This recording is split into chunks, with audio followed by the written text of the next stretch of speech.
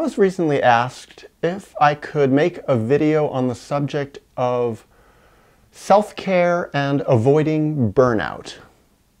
Well, in a way, I sort of addressed this video in my video on why I quit being a psychotherapist. But in a way, I didn't address it.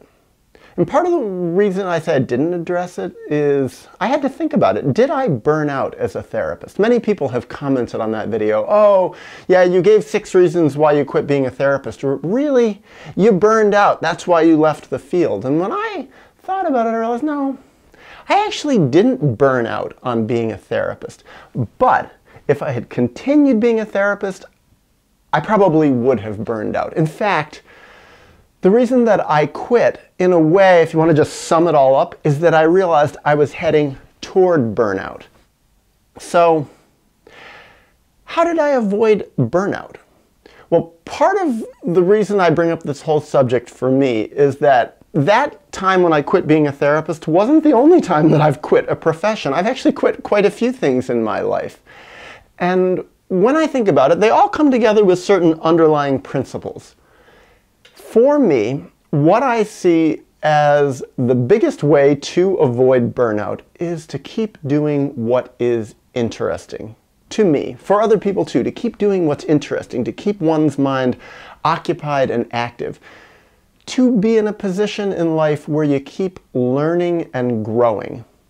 And when you find yourself doing things that are repetitive, where you're not growing and learning so much, where it's not so much interesting anymore, where things are starting to become repetitive and rote, which is in a way what was kind of happening with me as a therapist, I realized for myself that it's time for me to move on, to find something new in my life.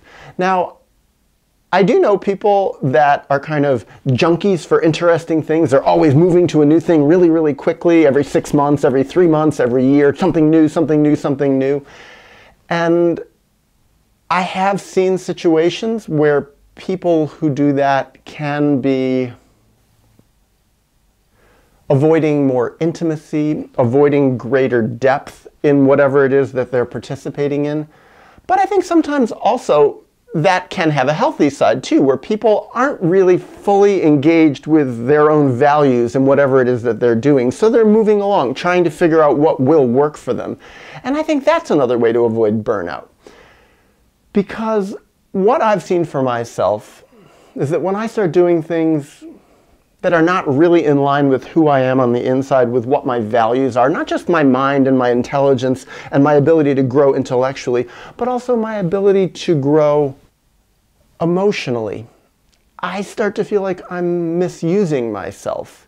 And I find that, well, it can be really hard to quit doing things, but it's much harder if I find I am misusing myself, misusing my mind, misusing my heart, misusing my talents, misusing my reason for being on earth.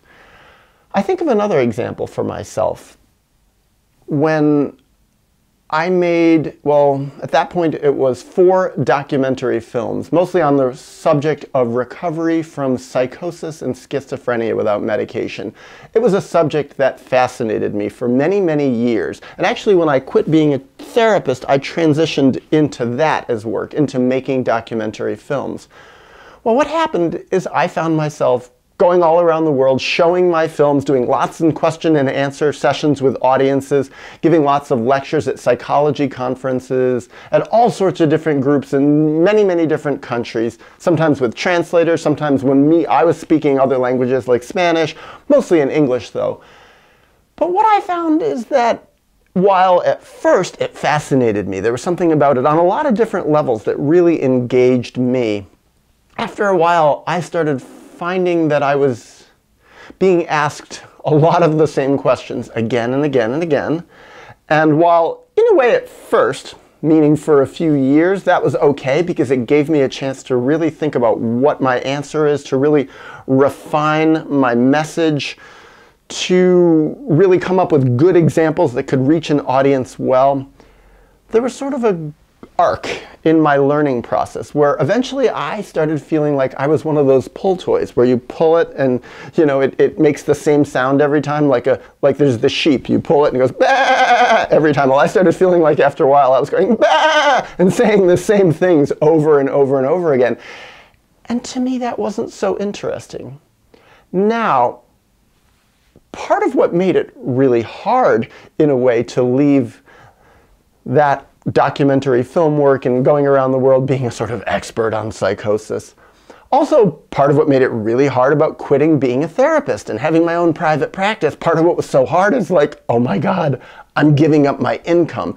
There was a lot of sacrifice involved, and I've seen that with a lot of people in all sorts of different professions. Probably the mental health profession is the area that I know the best, but I've seen people who are becoming burned out or actually are deeply into being burned out, but they don't want to leave because they don't want to let the money go. It's like, what else am I going to do to make money? I've heard people say that. I've heard therapists actively tell me that. They've said, I kind of lost interest in being a therapist 20 years ago, 30 years ago, but I reached a point in my career, they said, where I could suddenly start charging a lot more money because I had a lot more expertise. I had a lot more reputation, popularity, fame even. Also, I had a lot more people who were referring people to me. I had a lot more contacts out in the world. So it's like, and I kind of felt this in a way too. It was like, wait a second. When I decided to quit being a therapist, I was already almost a decade into being a therapist when I decided to quit. It still took me a while before I wrapped up my practice and closed it down. It took me a little over a year. But the reason that I share this is that, I realized, oh my God, I worked so hard for so many years to build a viable, functional, private psychotherapy practice where I was in charge. I was finally starting to make money. And it was like, oh, how disappointing is this? How depressing. I worked so hard to get to this point where I'm financially stable and independent, and now I don't want to do it anymore. It's like, how can I quit? I remember a friend of mine who was an older psychotherapist. She told me, she says, Daniel, you know what you're doing? And she said, I admire you for it. She said, you are retiring. And she said, I should have retired a long time ago, but I didn't know what else to do, and I didn't know how to make anything resembling this amount of money. I remember thinking, am I retiring? I certainly liked it a lot better than people in YouTube comments writing, you just burned out. It's like, no, I didn't really burn out. In a way, I was retiring. But in a way, I wasn't retiring because I didn't have the money to retire. I couldn't live on the amount that I'd saved up, and certainly not live forever, especially the idea of retirement being, oh, no, I can just go to some Caribbean island and relax forever. Well, I couldn't do that. Really, what I was doing was transitioning into a new phase in my life. And so to talk about this subject of self-care, this is where it dovetails really nicely with the subject of avoiding burnout. The main act of self-care that I have done in my life, especially as it relates to avoiding burnout, is knowing who I am on the inside. Honoring myself, growing to love myself more, love my real self, not my fake self, not the junky side of myself that wants to just avoid things and displace things and project and not be connected to myself and just live for hedonism or pleasure. But to really love the true self of me on the inside and to nurture and develop that relationship. And for me, that I see is what gave me the strength to quit being a therapist, for instance, before I reached burnout, in spite of knowing that I was going to kill my income, that I was going to be suddenly poor out in the world. It was like I was pressing the restart button on my life, and that was terrifying. But what gave me the strength to do it is I had me on the inside. So although I was leaving a career and a profession, a vocation, a love, a way in which I connected with people in the outside world, I was leaving that identity, but I wasn't leaving my real identity, which was me. I was leaving an external identity, and what I was going to carry with me was a stronger internal identity. So when it comes to self-care,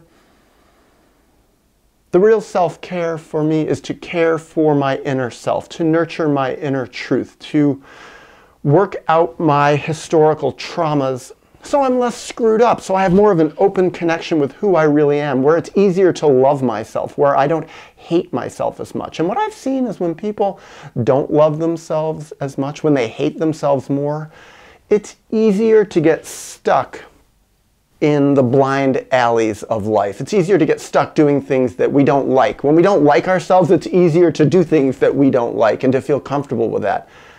That's how I was raised as a child. I was raised to not like myself very much, not to love myself very much. Therefore, it was a lot easier for me to spend my days doing things that I didn't like. Because since I didn't like me, why should I like what I'm doing on the outside? The more I liked me on the inside, the more I loved who I really was, the more it was actually a requirement for my life to do things that I liked. And in a way, that's the ultimate preventative for burning out. How could I burn out if I loved myself so much that I refused to do ultimately what I'm not so interested in anymore? And that's a double-edged sword, because by loving myself that much and needing to fight for having a life, an interactive life in the world where I loved what I was doing and who I was, it didn't make my life very comfortable. So that actually can be pretty stressful.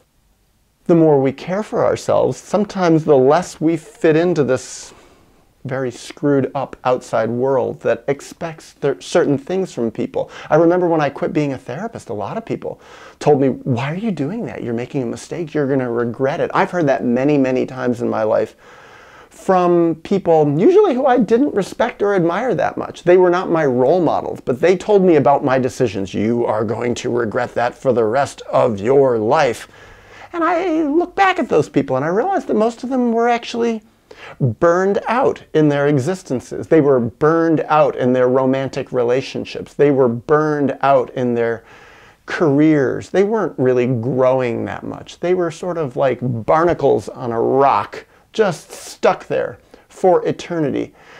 They'd given up in a way. And for me, to keep growing on the inside, to keep engaging, if you want to call it, my own self-therapeutic process, my process of becoming a more healthy, mature person. That's been the answer for me. And it's still an ongoing process, and it's not easy because my life keeps going through new phases, and it's very confusing. The more I go through more phases as I get older, the more I realize I don't relate to what I see out in the world so much, and certainly the world doesn't relate to me. They can't put me in a little box. But underneath it, through it all, through the stress, through the insecurities that I still have, the self-doubts, oh my God, why can't I just be normal and do what other people are doing? Why can't I just be comfortable with being burned out like almost everybody I see around me? Well, the more that I keep going on this path, the more I realize I love myself continually in a greater way, and also I have more to offer the world.